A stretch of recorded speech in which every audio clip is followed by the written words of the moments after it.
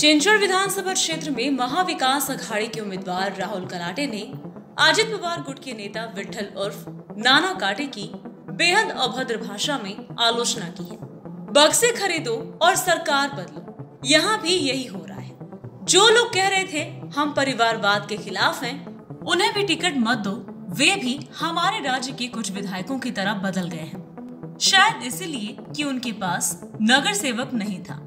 3 साल तक पालिका पर कुछ वित्तीय दबाव महसूस हुआ, इसीलिए उन्होंने लोगों के बारे में नहीं सोचा।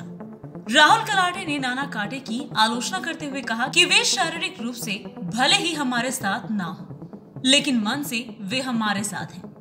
चिंचवड विधानसभा क्षेत्र में कल एनसीपी शरद पवार पार्टी के प्रदेश अध्यक्ष जयंत पाटिल की अध्यक्षता में कैडर संवाद बैठक आयोजित की गई।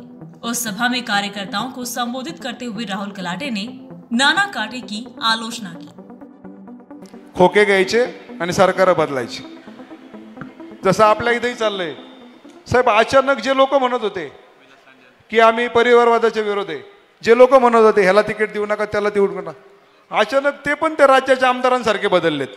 3 वर्ष नगरसेवक नसल्यामुळे थोडी चणचण भासली असेल, त्यामुळे त्यांनी पब्लिकचा कुठला विचार नाही केला, लोकांना कुठं विश्वासात नाही घेतलं आणि स्वतः डिसिजन घेऊन टाकले की आपण एवढा दिवस ज्यांना विरोध केला, आपण सांगितलं होतं की त्या परिवारात तिकीट देऊ नका, आम्ही काम करणार नाही, आणि अचानक सगळे व्यासपीठावर दिसायला लागलेत। कदाचित ते फक्त शरीराने फिरत असतील, मनाने आपल्या बरोबर असतील। मला आताच इम्रान म्हणला त्याबद्दल काही बोलू नका, ते सगळे आतनं आपलं काम करतायत।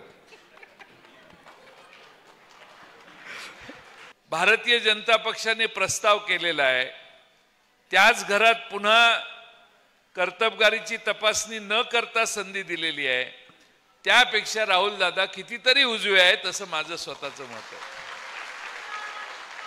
त्यामुळे चिंचवडकरांना विनंती करण्यासाठी मी आलोय की ही महापालिका जी आहे त्या महापालिकेमध्ये सध्या ज्या गोष्टी चाललेल्या आहेत त्या थांबवण्याची खरंच गरज आहे। अगदी रस्ते साफ करायला गाड्या घेताना पण 700 कोटीचे टेंडर घेताना पण माणसं मॅनेज करण्याची व्यवस्था या शहरात होते, ती दुसऱ्या महाराष्ट्रात कुठेही शहरात होत नाही।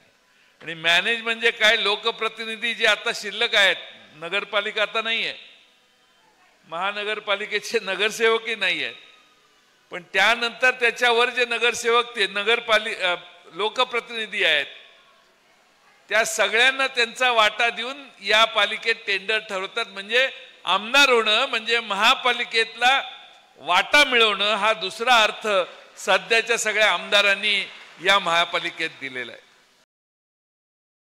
Bureau report, VSRS news, Pimpri Chinchwad.